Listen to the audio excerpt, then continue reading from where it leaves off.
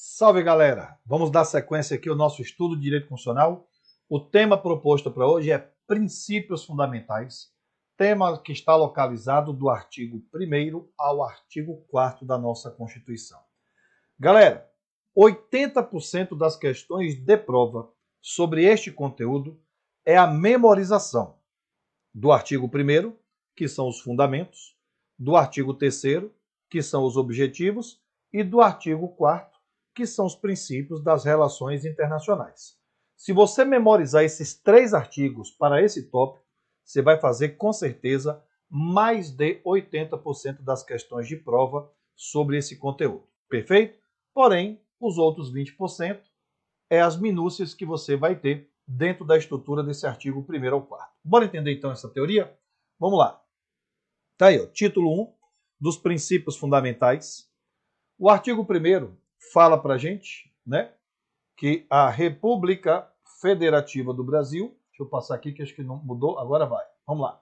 A República Federativa do Brasil, formada pela união indissolúvel dos estados, municípios, DF, constitui-se em Estado Democrático de Direito e tem os seguintes fundamentos. Então, primeira questão que a gente vai ter que memorizar aqui, ó, é a lista dos fundamentos. Mas antes de falar dessa lista, eu gostaria de chamar a atenção aqui para um detalhe nessa leitura do artigo 1º. Ele falou para a gente que nós somos uma república e que nós somos uma federação. Ok, nós temos aqui 2 elementos que definem a nossa estrutura de organização.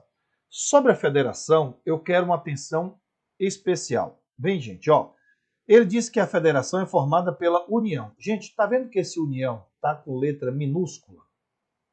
Então, gente, essa união aqui não é o ente federativo União. União como ente federativo é nome próprio, teria que estar com letra maiúscula. A união aqui é do pacto indissolúvel, ó.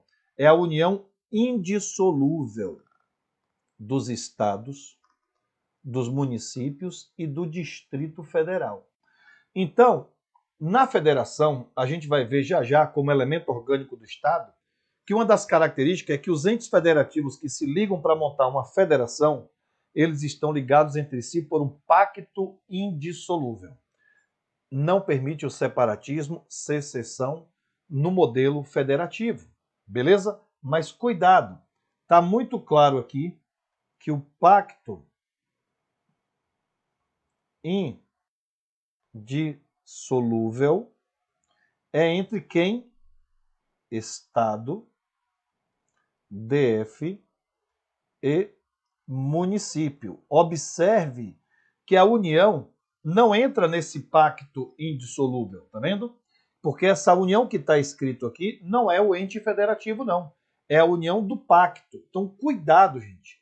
Porque na prova, o examinador ele vai colocar aqui que o pacto indissolúvel entra a União, o Estado, o DF e o município. Se colocar a União, o gabarito fica errado. Perfeito? Certo é só se ele colocar estados, DF e município dentro do pacto indissolúvel. Então, cuidado que se ele botar o ente federativo dentro do pacto indissolúvel, o gabarito fica errado. Isso é uma sutileza que, quando cai em prova, derruba candidato. Então, cuidado com essa união aqui, porque essa união não é o ente federativo. Fechado? Tá aí. Feita a primeira observação. Agora vamos para a segunda parte, que é os fundamentos. Quais são os fundamentos? Quais são os fundamentos previstos no artigo 1º? São esses aqui, ó. Soberania, cidadania, dignidade da pessoa humana, valores sociais do trabalho e da livre iniciativa e o pluralismo político. Aí você tem esse mnemônico aqui, ó, sócio diva plu, só de soberania, para lembrar, né? Soberania, si de cidadania, de dignidade da pessoa humana, beleza? Da pessoa humana, vá de valores sociais e do trabalho da livre iniciativa, e o plu, do pluralismo político. Então, é mnemônicozinho aqui para facilitar a decoreba do texto. Então, soberania, cidadania, dignidade da pessoa humana, valores sociais do trabalho da livre iniciativa e o pluralismo político são os fundamentos da República Federativa do Brasil. Esses fundamentos, nós temos algumas jurisprudências que caem muito em prova. O examinador gosta muito de cobrar algumas decisões do judiciário sobre esses fundamentos. Vamos ver aqui, ó. Primeira jurisprudência, ó. A imprescindibilidade. Deixa eu marcar aqui. Opa, mudar aqui a cor da caneta. Vamos lá.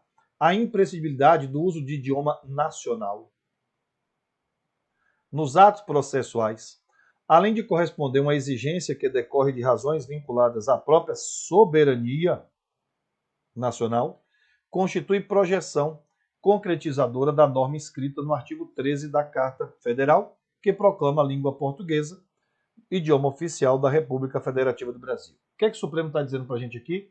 Que nos atos processuais não pode ser utilizado o idioma estrangeiro.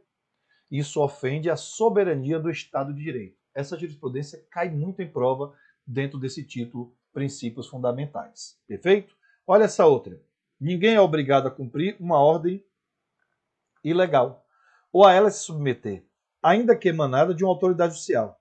Mas é dever da cidadania opor-se à ordem legal. Caso contrário, nega-se o Estado de Direito. Então, em relação ao fundamento da cidadania, você deve se recusar a cumprir uma ordem considerada ilegal, mesmo que ela seja emitida por uma autoridade judicial. Perfeito? Muito cobrado também essa jurisprudência. Olha essa súmula vinculante. Só é lícito o uso de algemas em caso de resistência e de fundado receio de fuga ou de perigo à integridade física própria ou alheia por parte do preso ou de terceiros, justificada excepcionalidade por escrito, sob pena de responsabilidade disciplinar, civil, penal do agente ou da autoridade e nulidade da prisão ou do ato processual a que se refere, sem prejuízo da responsabilidade civil do Estado. Essa súmula vinculante 11, que proíbe o uso de algemas, ela veio com base no respeito à dignidade da pessoa humana. Então, algemar a pessoa, gente, é exceção, não é mais regra, porque, em regra, isso ofende a dignidade da pessoa humana. Foi o entendimento do STF ao produzir essa súmula vinculante 11. Olha essa. A falta de estabelecimento penal adequado não autoriza manutenção do condenado em regime prisional mais gravoso, devendo-se observar, nessa hipótese, o recurso extraordinário, súmula vinculante 56. Então, se não tem uma estrutura no estabelecimento penal, né, para poder comportar um determinado preso, que o preso ele vai ser preso em cela separada, né, gente? Crime de maior potencial ofensivo, a galera que tem menor potencial ofensivo, eles não ficam juntos, tem que ficar em cantos separados, perfeito? Tá? Homem para um canto, mulher para o outro, né? Assim que funciona, é o princípio da individualização da pena. Então, se eu cometi um crime de menor potencial ofensivo e está superlotado aquele canto, não pode me colocar junto com os traficantes de drogas, que está condenado em um regime mais gravoso, perfeito? Porque não tem espaço no estabelecimento penal. Então, não autoriza a manutenção do condenado em regime prisional mais gravoso, perfeito? Tá? Essa é a ideia. Tem uma outra jurisprudência também, que é muito cobrada em prova, que o Supremo disse que é inconstitucional a decisão de um juiz que determina a condução coercitiva de um camarada que foi acionado para fazer exame de DNA. A polícia não pode pegar o cara na casa dele à força e levar até o laboratório, gente, para recolher o material genético. Essa condução coercitiva para recolhimento de material genético para realizar DNA, exame de DNA, é inconstitucional. Isso fere a dignidade da pessoa humana. Então fique atento, porque essas jurisprudências e essas súmulas caem o tempo inteiro dentro desse repertório dos fundamentos da República. Fechado? Avante! Nós temos agora aqui o artigo 1º, parágrafo único, que define a democracia semidireta. Diz que todo poder emana do povo que o exerce por meio de representantes eleitos ou diretamente nos termos da Constituição. Por que semi-direta? Porque, como vocês viram aí, ó, a democracia pode ser executada de forma direta, decisão tomada pelo povo, ou de forma indireta, decisão tomada pelos nossos representantes eleitos, um deputado, senador, não é isso? O povo participa de forma direta no plebiscito, consulta popular, né, no referendo, que é uma consulta posterior, não é isso? Pela iniciativa popular de lei. Então, mais à frente a gente vai ver que o cidadão pode propor lei. Tudo isso aí é forma direta do exercício da democracia. Por isso que ela é chamada de semidireta. Ora decide o povo, ora decide os nossos representantes. Depois, o artigo 2º fala da separação dos poderes. São poderes da União, independentes e harmônicos entre si, legislativo, executivo, judiciário. Então, nós temos aqui a tripartição do poder, executivo, legislativo, poder judiciário. Nós temos os entes federativos, União, Estado, DF e os municípios. E aí nós temos uma descentralização dos poderes na esfera federal, estadual, distrital e municipal. O executivo da União é a presidência da República, nos estados e no DF são as governadorias e no município são as prefeituras. O Legislativo Federal é o Congresso Nacional, que é composto da Câmara dos Deputados e do Senado Federal, não é assim? Nos estados é a Assembleia Legislativa. No DF, você tem aqui a Câmara Legislativa do Distrito Federal e no município você vai ter a Câmara Municipal ou de Vereadores, tá bom? Funciona assim. Judiciário Federal, você tem aí o STF, né? Vou botar aqui, ó. STF, STJ, TST, STM, né? TRF, o juiz federal. Nos estados você tem os tribunais de justiça. No DF você tem o Tribunal de Justiça do Distrito Federal / Territórios. E município você não tem estrutura do Poder Judiciário. Perfeito? Lembrando, gente, que o Judiciário do DF ele é mantido pela União, é quem organiza e mantém o Judiciário do Distrito Federal. E no município, quem vai organizar o Judiciário é o próprio Estado. Perfeito? Não existe Poder Judiciário no município. Tá? Você, então, vai fazer concurso para o TJ do Estado da Bahia e aí o Estado da Bahia te lota em um de seus municípios. Então, não existe estrutura do Poder Judiciário no âmbito do próprio município. O município não tem autonomia para organizar e manter o seu próprio Poder Judiciário. O DF, você tem a estrutura do Judiciário. No DF tem um Tribunal de Justiça do DF. Porém, o DF não tem a autonomia de organizar e manter esse TJDFT, porque a Constituição diz no artigo 21 que quem organiza e mantém o TJDFT é a União, perfeito? Então temos que tomar cuidado com isso aqui, beleza? Tá aí.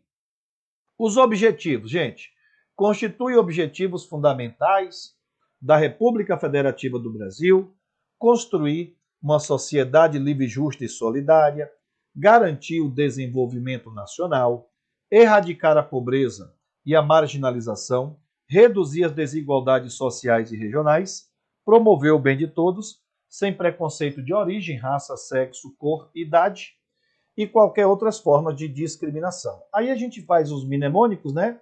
A gente pega as iniciais, ó, com de construir, tá vendo? G de garantir, erra de erradicar a pobreza e a marginalização, perfeito? E pró de promover o bem de todos. Aí tem que fazer esses mnemônicozinhos aí para poder ir facilitando a decoreba do texto constitucional. Agora observe que esses objetivos, eles são classificados, gente, ó, como normas programáticas, metas para o futuro. É o que a gente diz que a nossa Constituição, ó, ela é dirigente, lembra dessa informação? Constituição dirigente é aquela em que a própria Constituição estabelece que o Estado atue com políticas públicas para a implementação de alguns direitos, estabelecendo metas para o futuro, estabelecendo normas programáticas, programas de governo para bater metas futuras. Os objetivos é um exemplo clássico das constituições dirigentes. E observe que esses objetivos, todos eles começam com verbos no infinitivo, para poder facilitar você também enquadrar esse gabarito. Beleza? Aí, por fim, ela fecha o artigo 4º, dizendo como é que o Brasil deve se comportar nas relações internacionais. Ó, a República Federativa do Brasil rege-se nas suas relações internacionais pelos seguintes princípios: independência nacional, prevalência dos direitos humanos, autodeterminação dos povos, não intervenção, igualdade entre os Estados, defesa da paz, solução pacífica dos conflitos, repúdio ao terrorismo e ao racismo, cooperação entre os povos para o progresso da humanidade e a concessão de asilo político. Perfeito? Você tem aqui o parágrafo único, dizendo que a República Federativa do Brasil buscará uma integração econômica, política, social e cultural com os povos da América Latina. Cuidado, gente, ó. Em prova ele costuma colocar com os povos da América do Sul. É o tempo todo dizendo isso. Marque errado. Essa integração é com os povos da América Latina e não da América do Sul. Perfeito? E aí você tem esse mnemônicozinho aqui para tentar lembrar dos princípios das relações. Ó, conde preso não reina, ele coopera igual, tá vendo? Ó, de concessão do asilo político, de defesa da paz, de prevalência dos direitos humanos, de solução pacífica dos conflitos, de não intervenção, de repúdio ao terrorismo, ao racismo, de independência nacional, de autodeterminação dos povos, cooperação entre os povos para o progresso da humanidade, igualdade entre os estados. Então, esses mnemônicos é para facilitar você a memorizar, porque, gente, essa parte do conteúdo é decoreba. Ele vai colocar para você, segundo a Constituição Federal, soberania é fundamento, é objetivo ou faz parte das relações internacionais? É assim que vai vir o item de prova para você. Soberania é fundamento. Erradicar a pobreza é um fundamento, é um objetivo ou é uma relação internacional? É um objetivo. Concessão de asilo político é um fundamento, é um objetivo ou é uma relação internacional? É uma relação internacional. Então, é decoreba do texto. Tem que decorar o artigo 1º, tem que decorar o artigo 2º e o artigo 4º, para você fazer mais de 80% das questões de prova sobre princípios, né, os princípios fundamentais. Tirando isso, nós temos que estudar agora os elementos orgânicos, que também foram definidos aqui. Falou que república, falou de federação, de democracia semidireta, são os elementos da nossa estrutura de organização do Estado. Elementos que são materialmente constitucionais. Lembra de Carl Smith? Carl Smith, no conceito político de Constituição, ele diz que a Constituição surge com novas ideologias em determinados momentos históricos. E aí a Constituição vai ter conteúdo material e conteúdo formal. O conteúdo material são aqueles artigos que falam sobre a organização do Estado, a organização dos poderes e a Declaração dos Direitos Fundamentais. Tudo aquilo que está na Constituição que não envolve esses temas é norma constitucional de conteúdo meramente formal. Então, os elementos de organização do Estado são elementos materialmente constitucionais. E esses elementos estão definidos aqui no artigo 1º da nossa Constituição. Bora ver, ó. Elementos orgânicos da nossa Constituição. A nossa forma de Estado é definida como uma federação. A nossa forma de governo é uma república. Está no artigo 1º. O nosso sistema de governo, a gente vai ver que ele é presidencialista. O nosso regime de governo já é um regime de democracia semidireta, que a gente acabou de ler. Democracia semidireta, porque ora decide povo, ora decide os nossos representantes. Então, bora aprofundar agora aqui, gente, o estudo desses elementos, ó, elementos orgânicos, então são elementos, ó, materiais da Constituição. É uma norma material, né, da Constituição. Não é conteúdo formal, aí é conteúdo material mesmo. Toda a Constituição tem que definir essa estrutura de organização. Então, bora para cima? Ó, nós temos aqui, ó, só para lembrar, ó, FE, forma de Estado, para poder ser, ó, federação. E República, forma de governo, a gente destaca aqui, ó, o RE, para você lembrar que é uma o quê? República. Quem prova, gente, ele vai colocar para você as características da federação como é para ser, só que ao invés de afirmar que a federação é forma de Estado, ele vai dizer que é forma de governo.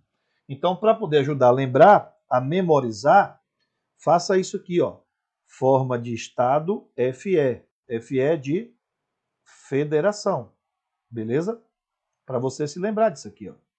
Forma de governo, destaca aqui, ó, o RE, para lembrar que é uma o quê? República, tá? Para você não cair nessa pegadinha do malandro. Mas vamos embora. Olha aqui. Na forma de Estado, a gente vai estudar, né, a organização dos poderes, né, na federação. A forma de Estado-federação, a gente viu que ela tem pacto indissolúvel. E aí um cuidado, hein? Entre quem? Entre os estados, o DF e os municípios. Se botar a União, o gabarito fica errado. E os entes federativos, os entes que fazem parte da federação, são autônomos. Eles têm autonomia, mas não têm soberania. Autônomos. Quem tem soberania é toda a República Federativa. Estado, DF e município não tem soberania, só tem autonomia. A confederação, gente, que se opõe ao Pacto Federado, você tem aqui tratado internacional na relação jurídica. Ó. Um tratado internacional. E os entes que fazem parte desse conglomerado confederado, eles são entes soberanos. São entes soberanos.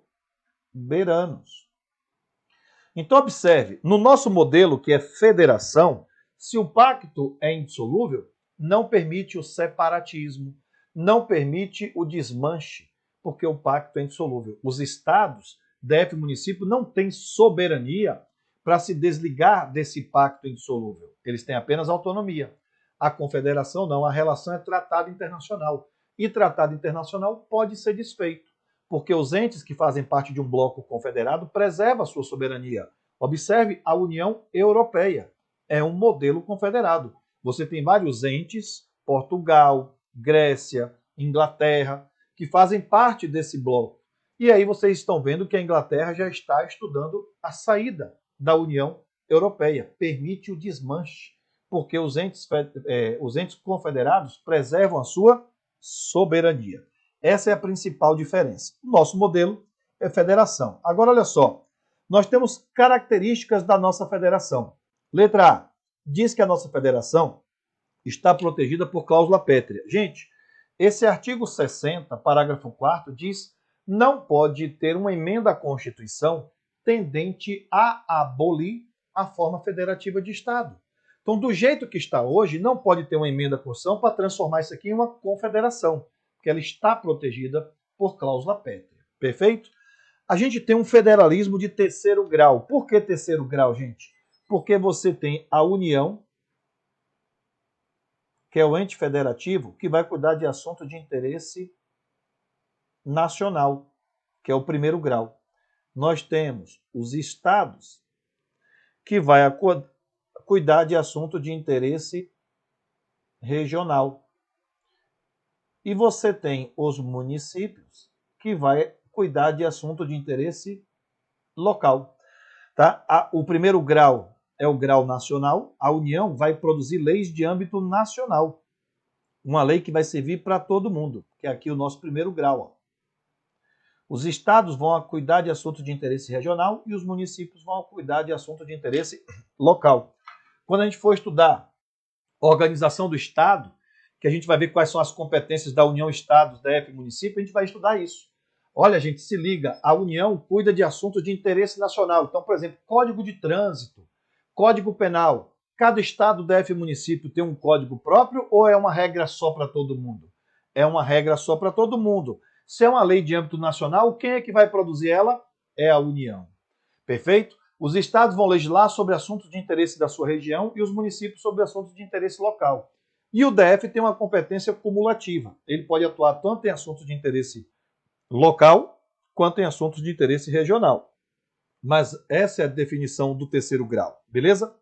Nós temos um federalismo também que é assimétrico. O que isso quer dizer? É a leitura do artigo 3º, inciso 3º. A gente acabou de ver que um dos objetivos da República é reduzir as desigualdades regionais e sociais. Ora, se a Constituição diz de forma clara que um dos objetivos é reduzir as desigualdades entre as regiões, é porque a própria Constituição reconhece que, de fato, essa desigualdade ela existe e bota como meta para o futuro fazer a redução dessas desigualdades. Então, não há uma simetria no grau de desenvolvimento dos entes federativos. Se você olha os estados do Nordeste e do Sudeste, você vai ver que o grau de desenvolvimento é totalmente distinto, é assimétrico. Por isso que foi definido o federalismo assimétrico.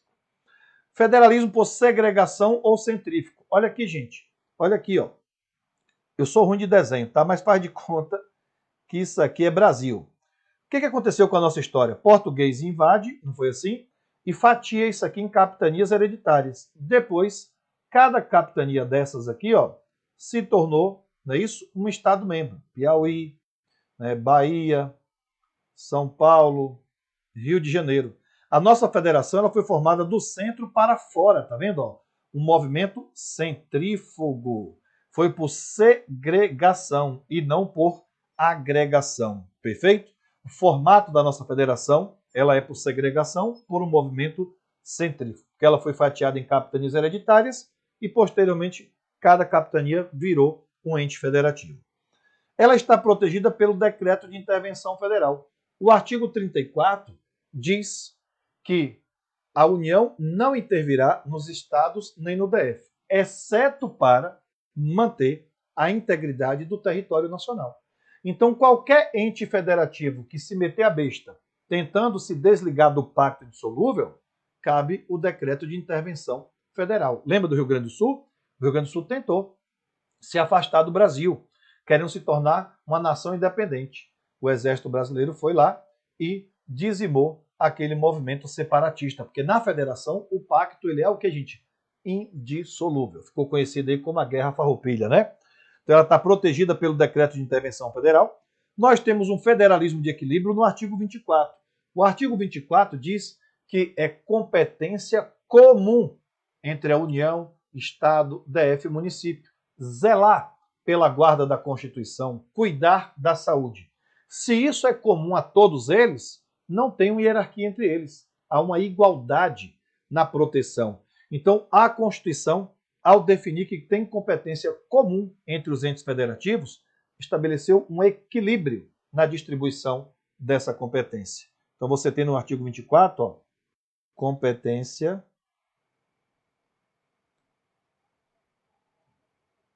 comum da União, do Estado, do DF e dos municípios.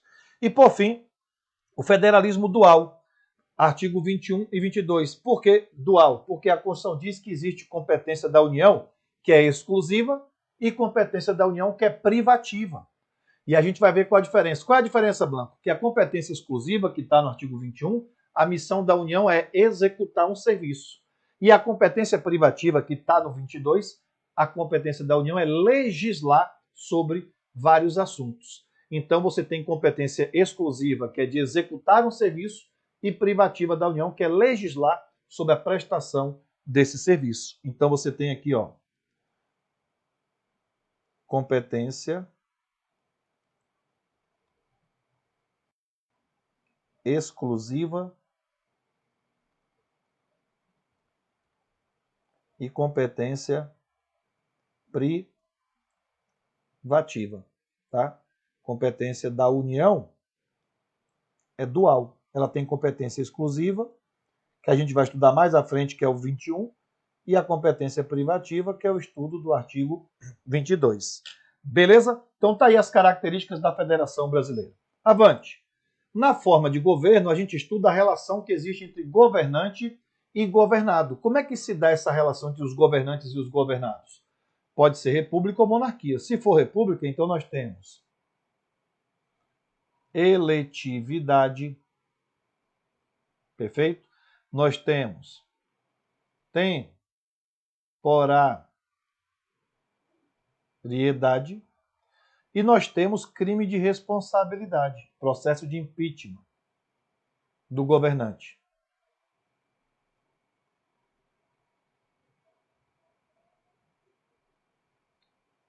Beleza? Já na monarquia, galera, você não tem eletividade, porque o poder lá é transmitido de pai para filho. Lá você tem hereditariedade. O rei é vitalício. Vitaliciedade no poder.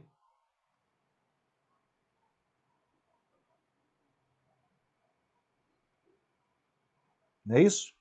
E não há, gente, crime de responsabilidade. Aqui você tem a teoria da irresponsabilidade do monarca. Não há que se falar impeachment do rei. Não tem impeachment do monarca, não. Beleza?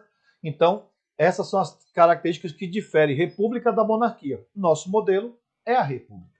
Agora, observe que o artigo 60, parágrafo 4º, ao falar das cláusulas pétreas, só colocou a federação como cláusula pétrea. Não colocou a república, gente, como exemplo de cláusula pétrea. Então, pode ter uma emenda à Constituição para mudar de república para uma monarquia, mas não pode ter uma emenda à Constituição para mudar de federação para confederação. Porém, o artigo 34, quando fala da intervenção federal, lá diz que se o sistema republicano, se o regime republicano não for respeitado, é motivo para o decreto de intervenção federal. Então ela não é uma cláusula pétrea, mas ela está protegida pelo decreto de intervenção federal. Temos que colocar essa observação, ó. República não está protegida por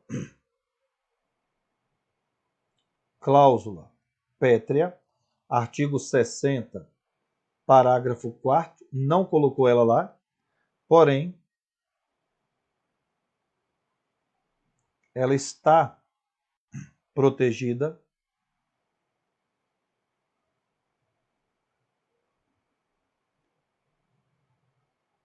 pelo decreto de intervenção federal. Se você pega o artigo 34, inciso 7, lá diz que a União pode fazer uma intervenção no Estado se o Estado não estiver observando o princípio republicano. Tá? Por exemplo, né, o governador foi eleito pela sociedade. Aí a Assembleia Legislativa disse que não vai dar posse ao novo governador eleito porque não gostou, né, do nome do governador. Olha, o modelo republicano, que é a eletividade, não está sendo respeitado. A União vai poder intervir. A República é um princípio constitucional sensível. Cai em prova com esse nome. Por que princípio sensível? Porque se ela não for respeitada, autoriza o decreto de intervenção federal. Beleza? Sistema de governo, você examina a relação do Poder Executivo com o poder legislativo. Nasce o modelo presidencialista e o parlamentarismo. Qual é a diferença, Blanco? A diferença clássica, gente, é que no modelo presidencialista, o chefe do poder executivo, ele acumula funções. Ele atua como chefe de Estado, quando ele está mexendo nas suas relações internacionais, e ele atua também como chefe de governo ou da administração, tá? Quando ele mexe na estrutura da administração pública, né? Quando ele mexe no processo legislativo. Então, por exemplo, a nossa Constituição diz que cabe ao presidente declarar guerra e celebrar paz. Isso é chefe de Estado, relação internacional. A Constituição também diz no artigo 84 que compete ao presidente nomear um ministro de Estado, editar uma medida provisória. Ele atua como chefe de governo ou da administração. O parlamentarismo é diferente. A chefia, o executivo é dual. Você olha para o executivo parlamentarista, vai enxergar duas pessoas atuando. Ó. Executivo dual. Você vai ter aqui, ó, quem vai atuar como chefe de Estado pode ser um rei ou até mesmo um presidente. Mas a função de chefe de governo, ela pertence ao primeiro-ministro. Observe a Inglaterra.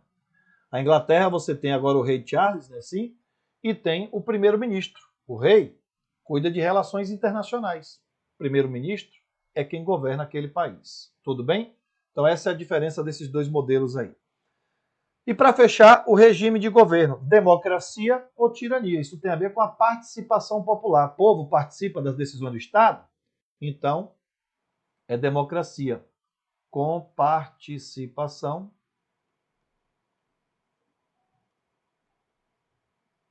popular. E aqui na tirania, sem participação popular. Não tem participação popular. São as constituições simbólicas, lembra disso aí? Né? Conceito de constituição simbólica. Né? Até que existe uma constituição, mas o que vale lá não é o que está escrito, o que vale lá é a vontade do tirano, do titular do poder. Lá não tem participação popular. E a nossa democracia, a gente já viu que ela é semi-direta. Ora decide o povo, ora decide os nossos representantes. Então tá aí, gente. Essa é a lista dos princípios fundamentais. Bora dar uma olhada agora nas questões para ver como é que isso cai em prova? Bora lá. Questão 1.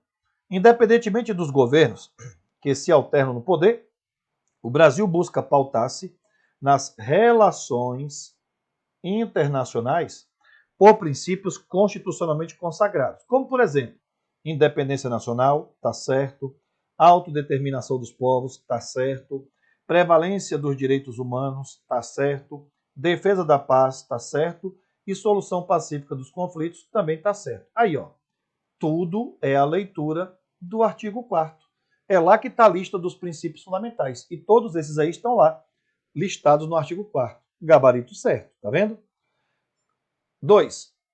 A república é uma forma de governo. Primeiro passo, república é forma de governo, ó, aqui, ó, o RE, lembra? RE de república. Se ele bota a forma de Estado, aí já ficaria errado, porque forma de Estado é federação. Mas aqui tá beleza. A república é uma forma de governo, né? Ó, RE de república, em que é eleito um representante para ser chefe de Estado com características da eleição periódica desse representante. Correto. Na república você tem eleição, temporariedade e a possibilidade de impeachment do governante. Então tá certo no modelo republicano. Olha 3. A República Federativa do Brasil, formada pela União, pelos estados, pelos municípios, pelo DF, constitui-se em um Estado democrático de direito, e tem como objetivos fundamentais. Vamos ver os objetivos que ele está cobrando, que é o artigo 3º. Valores sociais do trabalho, gente, isso aqui é fundamento.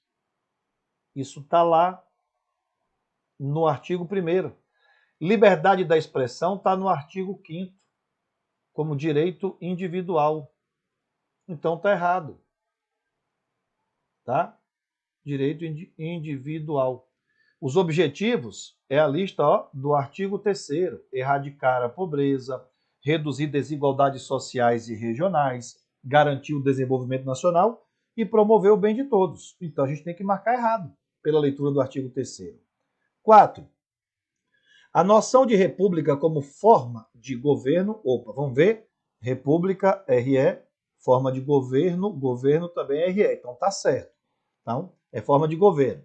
Está intrinsecamente ligada à ideia de igualdade e de ausência de privilégios de classe e nascimento.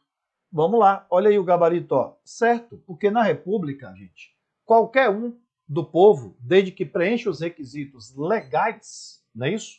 Pode assumir os mandatos eletivos. Então, né, quando ele bota aqui, a parte da república é coisa pública, res, coisa pública, né, de direito, de um modelo de governo que é para o povo, perfeito? Todo o poder emana do povo.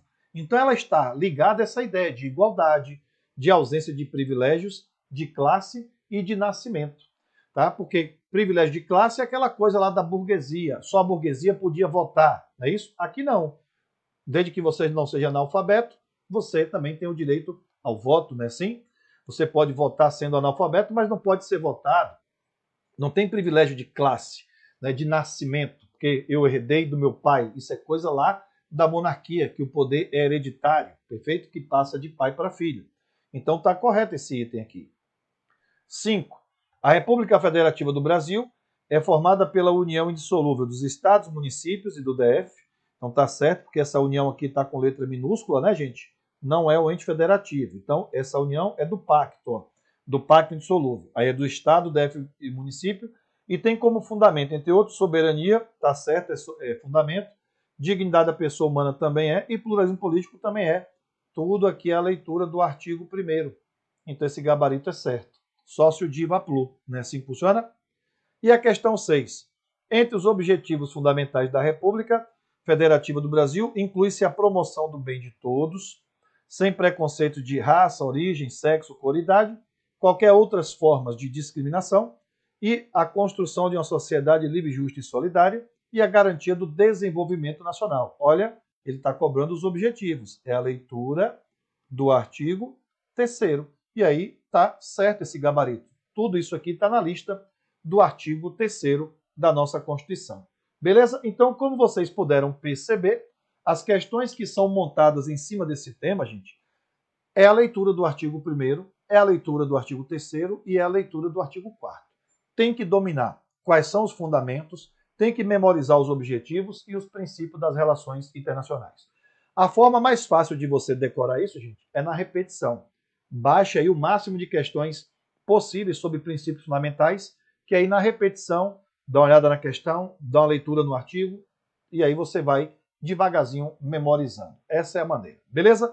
Grande abraço do professor Ricardo Blanco. Gostou desse vídeo? Dá o seu like aí, né, assim, gente? Dá o seu joinha aí pra gente, para fortalecer o nosso canal. Não deixe de se inscrever. Se inscreva no nosso canal do YouTube, Professor Ricardo Blanco. Toda semana a gente vai postar vídeo. Logo, logo a gente vai ter toda a Constituição comentada, né, a parte teórica e a parte de resolução de exercício, para auxiliar você na sua aprovação. Grande abraço, até a próxima, se Deus quiser.